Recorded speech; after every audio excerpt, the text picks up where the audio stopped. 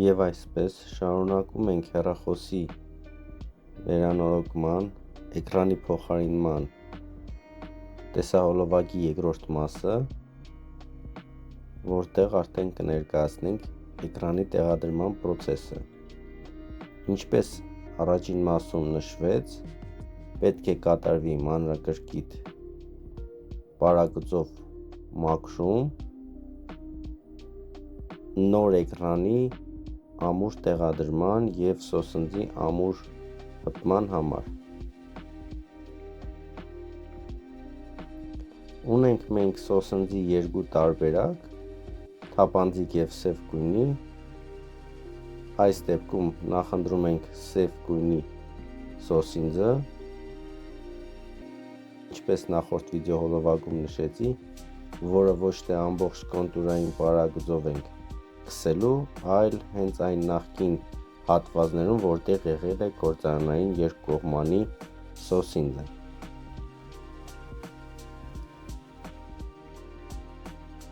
Իմիջիայլոց առաջին տեսահոլովակից հետո որոշակի գիտողություններ և նկատառումներ եմ ստացել տերմինոլոգիայի մասով, թե ինչքան հնարավոր է կիրառել հայկական բառեր և կփորձեմ այդպես վարվել, գտնել դրանց թարգմանությունները հետագայում, կամ պարզապես դուք ինքներդ ձեր մեկնաբանություններով կարող եք ուղղել և խորհուրդ տալ միջազգային տերմինոլոգիայով օգտագործվող բառի հայերեն տարբերակը։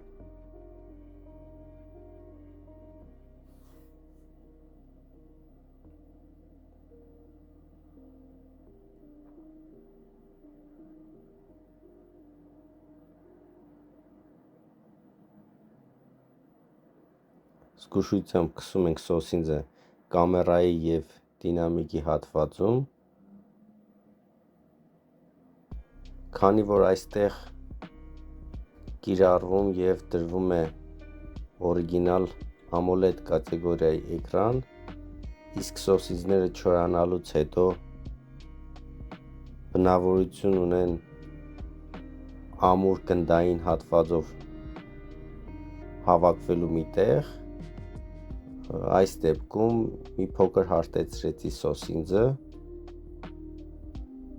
Այո, իմ պրակտիկայի ընթացքում այդպիսի թերություն եղել է, երբ որ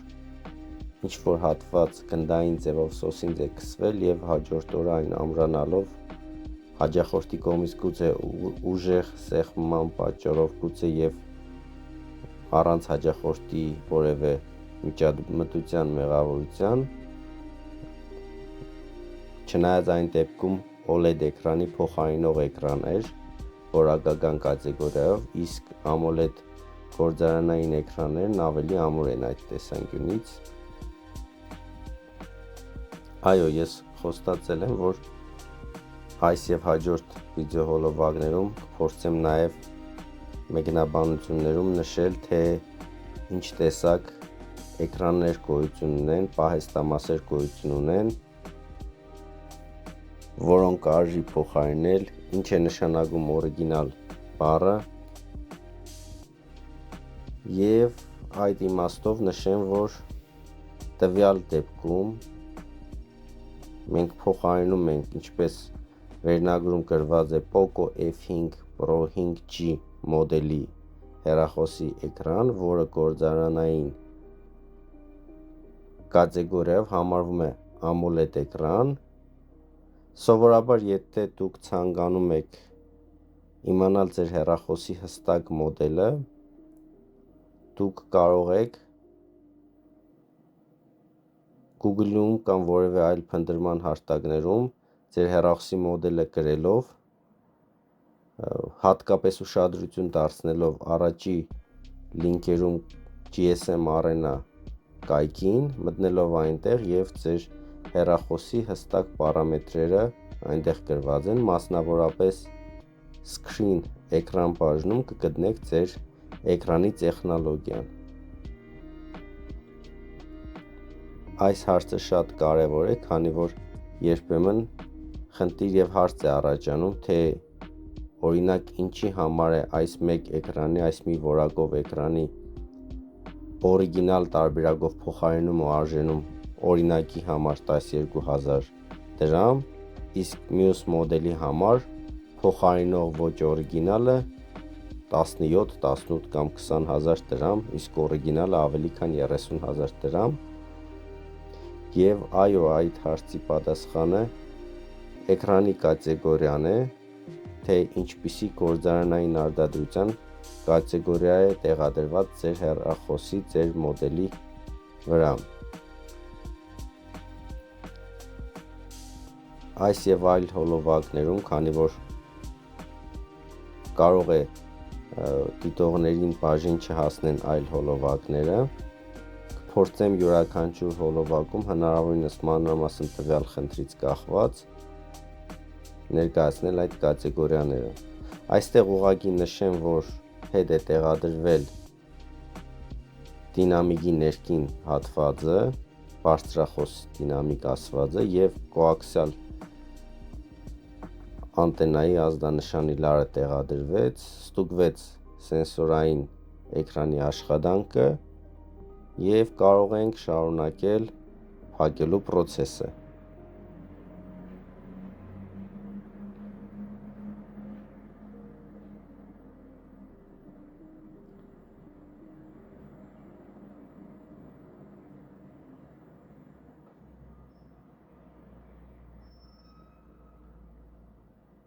Այսպիսով խոսեցինք էկրանների կատեգորիաների մասին եւ ինչպես արդեն երկու կատեգորիաներ նշեցի, OLED եւ AMOLED, գոյություն են նաեւ այլ կատեգորիաներ։ Այս OLED կատեգորիան հիմնականում հանդես է գալիս որպես փոխարինող որակի էկրան, սակայն պետք չի դա խառնել եւ մտածել, որ OLED-ը վատ որակն է, քանի որ գոյություն ունեն հատկապես Xiaomi մոդելների դեպքում գործարանային OLED էկրաններ եւ դուք դա կարող եք տեսնել նշածս GSM առայնակայքում եւ գոյություն ունեն նաեւ AMOLED-ի այլ կատեգորիաներ, մասնավորապես Samsung-ի էկրանների մեծ մասը հանդիսանում են Super AMOLED կատեգորիայի էկրաններ։ Գոյություն ունեն նաև IPS տեխնոլոգիայի, TFT տեխնոլոգիայի էկրաններ, որոնք եւ հանդիսանում են ավելի մատչելի տարբերակները սմարթֆոնների էկրանների համար։ Շատ հնարավոր է այս բոլոր անունները դուք լսել եք նաև հեռուստացույցերի ժամանակ, մոնիտորների որակների մասով եւ չի նշանակում, որ որևիցե մեկը մյուսի հանդեպ զիջում է, վատն է, դրանք ուղղակի տեխնոլոգիական զարգացման էտապներ են եւ ամեն ինչ իրար է խառնվում եւ որակապես թուլանում է, երբ որ մեկ որակի մեկ կատեգորիայի էկրանը փոխարինվում է մեկ այլ կատեգորիայի էկրանով։ Իսկ եթե դրանք հանդես են գալիս ամեն մեկը իր տեղում, ապա ոչ մի արտառոց երևույթ չկա։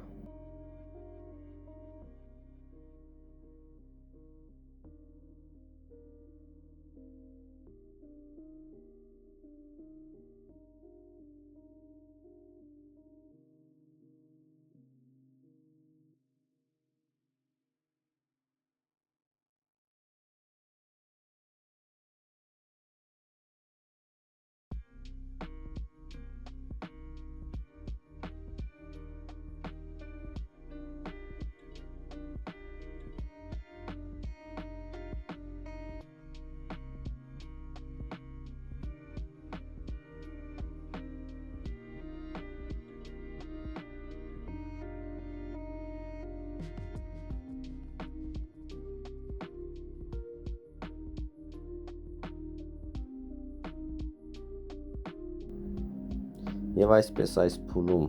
որպեսզի սոսինձը շուտ չչորանա, մենք ֆիքսում ենք արդեն սոսնձված էկրանի հատվածը իր ռամկային կպնելու հատվածի հետ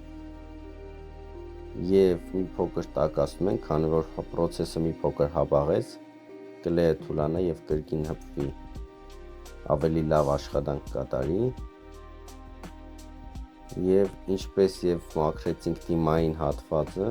նույն գործողությունը պետք է կատարենք նաեւ հետևի կաղապարի,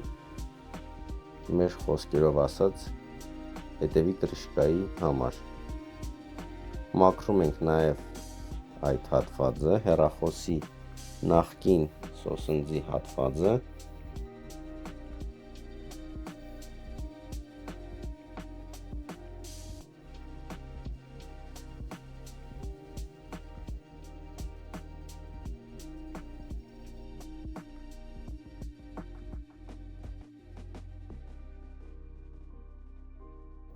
Կրկին համոզվում ենք սենսորային էկրանի աշխատանքի հարցում։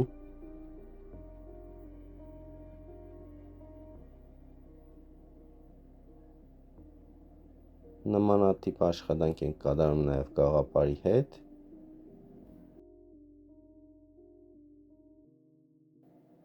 Իսկ դուք մեկնաբանություններում կարող եք գրել նաև ձեր հեռախոսի մոդելը, նրա մոտ եղած կամ առաջացող հիմա գոյություն ունեցող խնդիրները, եւ մենք մեկնաբանություններով կփորձենք հեռավար կերպով ձեզ օգտակար լինել։ Նաև կարող եք նշել, թե այլ ինչ տեխնիկայի, ինչ ֆորմատի վերանորոգումներ կցանկանաք դիտել տվյալ էջում, եւ մենք հնարավորության դեպքում նաև կփորձենք ապահովել տվյալ կոնտենտը։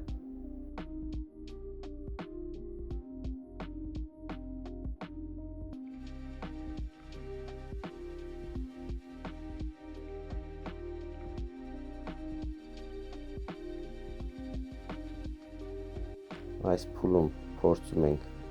արագ սոսնձել նաև հետևի կաղապարի հատվածը։ Շատ կարևոր է սոսնձել միայն այն հատվածները, որտեղ նախկինում եղել է գործարանային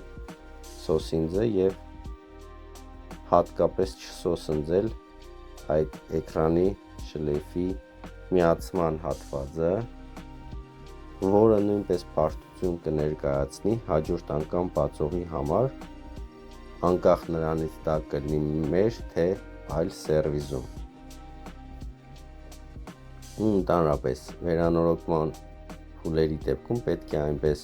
վերանորոգել, որ հաշվի առնես, որ հնարավոր է եւս այդ հեռախոսը քեզ կամ մեկ ուրիշ սերվիզում վերանորոգվի եւ մարդիկ գոհ լինեն նախորդ աշխատանքից։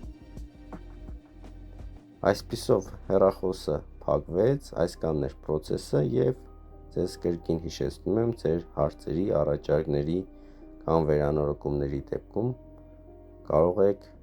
կապ հաստատել մեզ հետ, FlexAM-ի էջերի հետ, Facebook-յան, Instagram-յան նկարագրության բաժնում նաև տեղադրում ենք հեռախոսահամար։